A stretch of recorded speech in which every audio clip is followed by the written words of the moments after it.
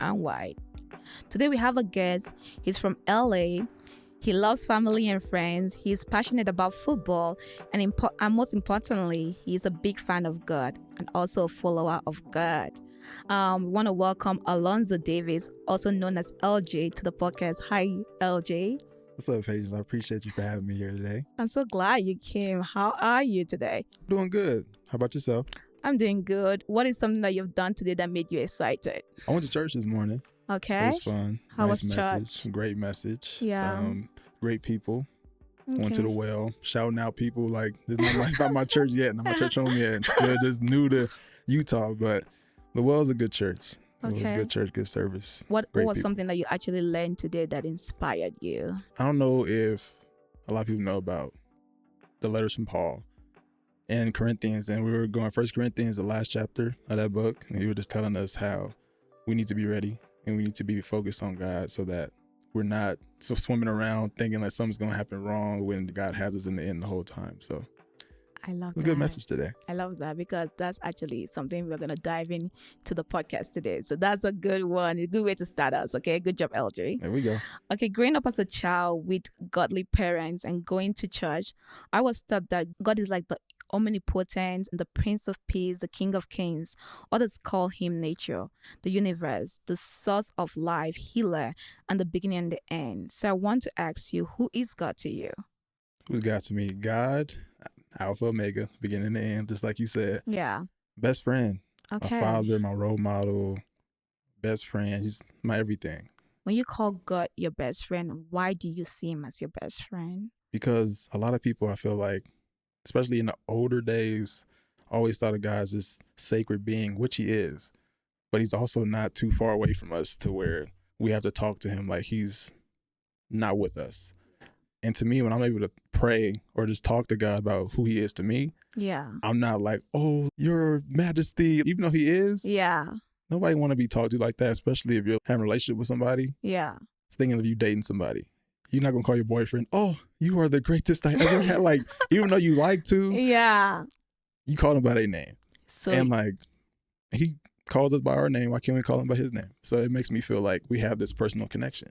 so is this someone that you feel comfortable to talk to about anything and everything without feeling shameful or guilt? Absolutely. I love that. Absolutely. I love your relationship with him. So were you raised in a religious household? Absolutely. My mama, I love my mama. Everybody shout Out to Mom Say. say you love your mamas. Yeah, my mom made sure we was up going to church every morning, Okay. cleaning up every Saturday morning, playing gospel music, 6 a.m. So my mom kept us in the church, raised us in the church. So shout out my mama. Love you. So what was it like being raised in a household where they taught you about the fear of God? Did that inspire you to have a relationship with God, or do you have to have your own experience to know what that relationship looked like? I guess it's story time already. We starting early. Yes. So I remember telling someone in college, actually, that I grew up in the church. Just like I told you, I grew up in the church. And when you have parents, family members, friends who pray for you and keep you grounded, Yeah. you really don't know anything until you leave that. Yeah. So going off to high school, college, where you're by yourself now, even though your parents and everybody's praying for you, you got to have that to yourself now. Like you got to have your own relationship with God to not only boost their prayers, but have your own walk too, because they can't Yeah. walk for you. Yeah. You grown now. Yeah. And I remember being in college, going to church, and I'm like, I understand now. I was in church when I was younger, but now I'm in church. Yeah. And it's not like I'm just sitting around like, oh yeah, my mom will pray for me. No, I'm going to God on behalf of me. Yeah. And she's helping me out. Now it's not just like my mom going on behalf of me and I'm coming up like, yeah, God, please help me. Yeah. Here I am. This is who I am. Thank you for making me this way, but I know I could be better. So help me do that. And then everybody else around me can help pour into me as well. Yeah, So now I I'm actually going on love behalf that. of me. Yeah. I love that a lot because, like, I remember, like, a child, my mom was like, oh, it's Sunday, get ready, let's go to church. So I was doing it because of the fact I was told to do. But then when you become an adult and then make that conscious decision to wake up on Sunday, get ready to actually go to church, is a choice that you are choosing to actually do. So I actually love that you did that. It ain't easy. Yeah? It ain't easy. Responsibilities, but it's a great one to have. So why make those choices when you were not being told to? Honestly, it's hard. And I didn't realize it until college Yeah. that we have so many routines and so many things that we have throughout our days to do that we need to prioritize our routines, not let our routines make our priorities. Yeah. And that was the guy who told me that his name was Mitch. Yeah. I always loved Mitch, but Yeah. he taught me that. And now, like, when I wake up in the morning, I'm always reading. I'm always doing some kind of study because you never know who you're going to meet outside Yeah. throughout that day who could use that word that you learned that morning. Because I used to do all my studies at nighttime. But then after I was doing, I'm like, all right, now I'm going to sleep. And I can't really help nobody when I'm going to sleep. So I will always wake up, do my stuff in the mornings, Yeah. take that with me. So whenever I did see somebody who maybe needed a word for the day, Yeah. and I post something every morning, Yes. prayer, whatever it is, just to make sure like somebody has that. Because you Yeah. never know who needs it. I can actually second that. He does post on social media. And I told you the last time that it was beautiful to just see that you have that. Normally, I was just like, what gospel preaching has held you posted this? I can at least uplift my spirit if I did not say prayer, leaving the house. And I think it's beautiful that you actually do that. So how does your connection with the divine shape how you treat others and the world around you? Say that one more time. I don't think How- everybody heard you. Okay. That's good, LJ. How does your connection with the divine shape how you treat others and the world around you? God took on the human form Yeah. to come down here and walk with us to show us how it's done. And honestly, like, he made it so simple. He made it look so simple, but yet it's so hard to do every single day. Yeah. But as long as we strive to be more like him every day, Yeah. that's the best we can do, because we'll never be perfect. We'll never live up to his glory, Yeah. but we can try every day. And that's what makes me like, I need to treat somebody with this amount of respect, love them no matter what, forgive them, because he's doing that to me every day. Yeah. So if he can extend it to me, even though I did A, B, and C, why can't I extend the mercy and grace to somebody else when they do A, B, and C? Is that easy to extend mercy and grace when people like hurt you? We human, no. Yeah. It is extremely hard, especially Okay. if somebody like, I love food. If somebody take my food, I'm mad. Like, I Okay. want my food back. But you know what? Maybe they needed that at the moment. Yeah. Maybe they just needed it more than me in that moment. So I'm like, you know what? Take it. Pray about it. I'm gonna get some more food, hopefully. Okay. And then we're gonna go from there and just forgive them, love them, and keep going. So with the grace and mercy of God, you're able to extend that to others. Oh, yeah, absolutely. I love that. Absolutely. How has God been a factor in your daily life? What role has God played in your daily life so far?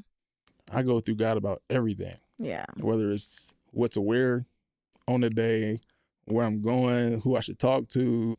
I'm always asking God, in any kind of way, if I could serve somebody today, show me how I could do it. Yeah. And it helps, because every single day it never fails. Whether it's somebody on the street, somebody in my family, somebody through a text, social media, I'm able to talk to somebody. I'm able to hear somebody out. Maybe sometimes you need to sit there and listen to somebody when they need help. Yeah. And I'm grateful just to be used by God, like just to be a servant. Okay. So that's what we're here for, to serve others, serve God. I hear everybody always say, I'm second. Yeah. A coach told me one time, I'm third.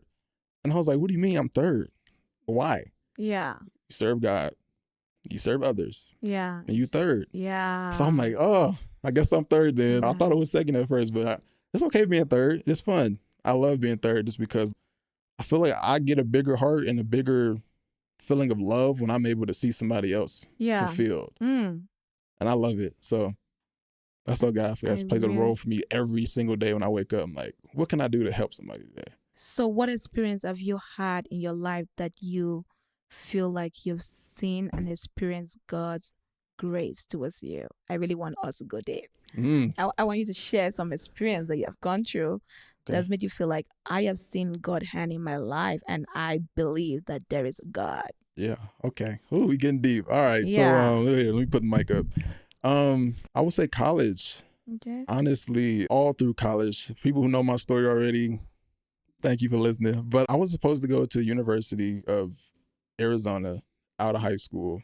Some scandal happened with the staff and everything. So I ended up in Utah, Southern Utah University.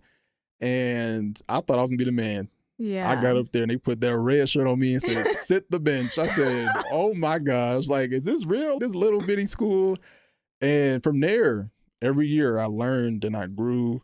I cried, I panicked, I wanted to quit. And I remember COVID hitting, and even though COVID was probably one of the worst years America has faced, the world has faced in a long time, that was something I needed. Yeah. And I didn't know, because I was so burnt out of just trying on my own. Yeah. That COVID made me slow down. And I'm like, this is dumb. Like, I want to play. Yeah.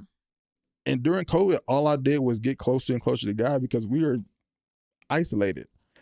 And one of my best friends, she said, a voice in the wilderness cried out, and the Lord heard them. And once she was like, and you're that voice. You're the voice in the wilderness. It's time for you to sit back and just let God do his thing. And I'm like, you know what? All right. And from then on, that period of time, I was following God. And it didn't hit me until the point, I remember we talked about this a little bit earlier in the podcast, but saying how I know the grace of God and everything, and how did I get into church for myself? Yeah. I was in my room. I'm not much of a crier. I'm not much of a crier at all. You're not a big baby. But I remember listening to worship music and bawling. And I'm like, why am I crying right now? This is not what I do. Yeah. And I remember it felt like somebody was holding me. And all I kept hearing was, I love you. I love you. And I was like, oh my gosh, like, God, if you here right now, I love you too. I need to keep going. I know this is not the end, because during COVID, I wanted to quit playing sports. Yeah. I wanted to be done with it. Yeah. It was causing me so much pain, but it was only because I was trying to push into something that God didn't have his hands on.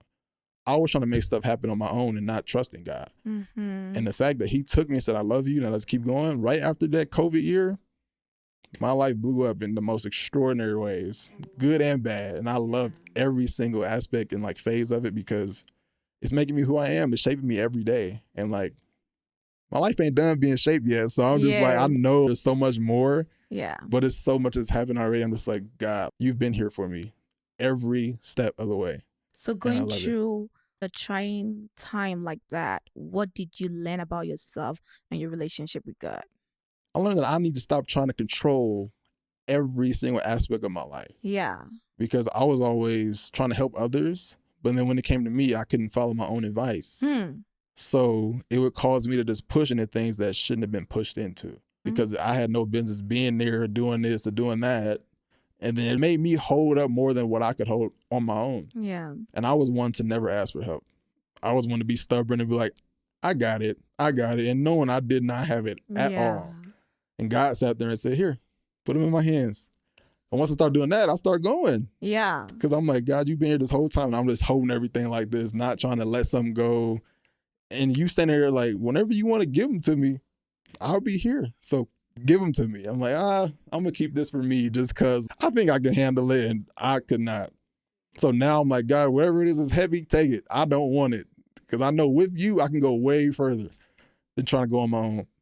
I love that. I see how you talk about God and you have this big smile. Yes. And you're like, it's like a proud son. That's my daddy. My best friend. That's my everything. And I can see that it's your best friend. So I actually love how passionate you are, just like talking about him and being happy about that.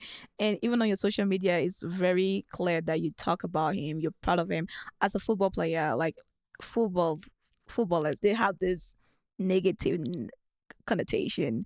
Seeing a child that loves football and is passionate about it, but then speak proudly of God on social media, why don't you feel like, oh, talking about him will make you lose friends, or maybe people go like this? Because at your age, what we do at this time is party and have fun and live our best life.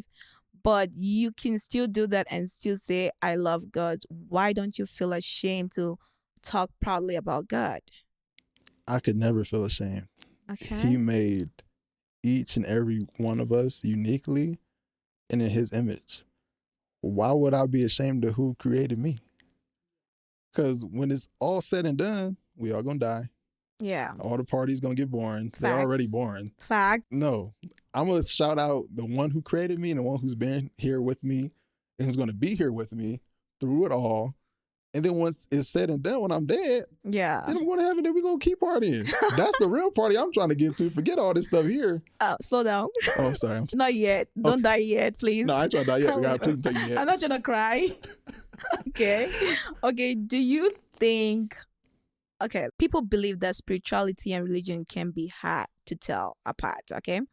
But they also define it like religion is a specific set of organization, belief, and practice, usually shared by a community or group, while spirituality is more of an individual practice and has to do with having a sense of peace and purpose. Do you agree with this statement? Are you spiritual or religious? I'd probably say both. Okay. Because we all have our own practices, like what we do when we're at home alone. But fellowship is really important too. Because we weren't made to be alone. Yeah. Like we have our own quiet time with God, our own intimacy with Him, our quiet time. Yeah. But then you need to teach others. You need to help others, and others help you get to know God, get to know each other, because we're made for each other. We're made to be in communion with one another. We're not made to just be like, okay, me and God are cool, so that's it. You're going to live life bored, lonely. That's not how you made us to be. So I feel like both are very important. Why do humans seek a connection with something greater than themselves? Honestly, so I think about this a lot, and a lot of people don't have the answer to it. I don't have the exact answer to it. Yeah. But we have this God-sized void inside of us that can only be filled through God. And a lot of people nowadays try to fill that God-sized void with alcohol, TV, partying, all kinds of stuff that's just never going to fill that void. And God is depriving us of Him until we fill that void with Him. Yeah. And it's funny because people will be like, oh, I just feel empty. I don't feel the same. I'm numb, like whatever. It's because you keep trying to fill this void with something that's not supposed to be there. Yeah. And until they get to that point, then it's when they start seeking God and they start pushing in and like digging deeper into knowing God, because that's the only way they'll be fulfilled. And I had to learn that too myself, because I'm like, I got sports, I got friends, and I would just make myself super busy so I wouldn't have to think about stuff. But when I would get home alone, I'm like, dang, I did all this today and I still feel like this. Why? That void is there, and God is like, hey, I'm the only one who can feel that. Yeah. So until you come to me, you won't feel fulfilled. Yeah. You won't feel the joy that comes only from me. You won't feel that peace that comes only from me. So that's what I got from that one. We live in a world where people believe that God does not exist, that is not real. And everybody has a different definition of what that is and why they believe that thought. Why do you believe that God is real? I've heard your story, I've heard the things you share, but why is God real? Look around. Where does this stuff come from? It didn't just magically appear. For there to be a creation, there has to be a creator. And I know that sounds cliche, everyone says that all the time, but it's like, science, science, science. Okay, in science, you can't prove anything. It's always a theory. God put everything here for us to figure out. He put it right in front of us, and we like, okay, this is here because of this. It's only one answer. God put everything here for us. He gave us some smart people to build cars and do all the nice things we have now on Earth. That's actually man-made. Yeah. But nature, you can't explain it. It's beautiful. I cry when I go out in nature. I told you I'm not a crier, but every time I go outside, like before I do a workout, go to practice, just walk out, I'm like, this is amazing. And the thing, God did all this for us and then placed us here and said, this world needs something else new and unique. Let me just throw some people on there. Let me throw some humans on there, look just like me. And I love it because it's just like, who other than God would ever think of doing something like this? It's amazing. And it's incredible. And I honestly, the supernatural scares people because you can't really explain a lot of it. Yes. It looks crazy, but it's only crazy until it actually happens. And the witnesses in the Bible, the stories, just everything that's been eyewitness to actually happen. And for these people to stand by their stories in the Bible and say like, hey, you can kill me. You can throw me over here, over there. I know what I saw. I know who he is. Yeah. I don't see how you can go against it and say it's not real. I love that, actually. I love that a lot. So My last question. Oh, yeah. Who are you to God? Who am I? Yeah. Who am I to God? Yeah. I'm a servant. I'm here to do whatever it is he need me to do until he call me home. Not soon, though. Please. Not soon. Not too I soon. can't cry. But if it's your will, it's your will. But yeah, I'm here to just, as a vessel, use me in any kind of way. And that's the scariest thing to say because you never know what he's going to throw you into, but he never throw you into something you ain't prepared for. So that's something I'm really excited about. Every single day I wake up, I'm like, God, what is it you got for me to do today? Yeah. What is it? You woke me up, I got purpose. There's something you seeing in me that I could do that's going to help the world, help you, help the kingdom in some way, some form of fashion. I'm ready to do it. No matter how scary sometimes it is. Some days I'm like, God, slow down sometimes. But I'm glad that he trusts me with the things that he trusts me with. I'm grateful. You asked me this question. Who are you? Okay, you're asking me. Okay. I think I'm a child of God. Actually, let me take that again and say it again. I know I am a child of God. I know I am his child. I am made by the image and likeness of God. And yeah, I am just his little baby girl. So yeah, that's who I am to God actually. So thank you for asking that. In conclusion, understanding our connection to the divine is essential because it provides a sense of purpose, meaning, and direction in life. This connection reminds us that we are part of something greater than ourselves, offering hope and guidance through life challenges. It helps us cultivate inner peace and resilience, knowing we are supported by a higher power. Recognizing this relationship also deepens our compassion and empathy for others, inspiring us to live with integrity and kindness. Ultimately, understanding our connection to the divine bridge the gap between the physical and spiritual, allowing us to live a more fulfilling and balanced life. Guys, I personally would tell you that I am nothing without God. And whatever your God means to you, never lose sight of that. Hold on to it like your life depends on it because I believe he sure does. My last question, LJ. I want to know what 3 adjectives describes you. So me to think about these earlier. Let's see. Servant. Okay. Intelligent. Intelligent. Need a third one. Is this like in form of just spiritually or just overall? No. Anything can be it. I'm say funny too. Pretty funny. Yeah. I ain't trying to be funny on this podcast. Look, you already laughing. You are funny, actually. You're funny. Okay, I'll give you that one.